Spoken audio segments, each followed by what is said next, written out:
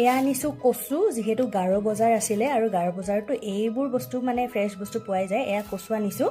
এইবিধ কচু আমাৰ মায়ে টেঙা কৰি পেলাই বনায়, বিলাহী দি মানে সুঠি টেঙা, সেইটো টেঙা দি পেলাই এইটো বনায় আৰু বহুত বেছি টেষ্টি বনায়। এয়া এইটো আনিছিলোঁ 10 টকাৰ। এয়া 10 টকাৰ এই কেইমুঠি দিছে। আৰু এয়া নেমু আৰু লগতে এইটো চব্জিৰ নামটো মই নাজানো বাৰু। আৰু এয়া তামোল পাণ আনিছে মায়ে, আৰু এয়া হ'ল আদা।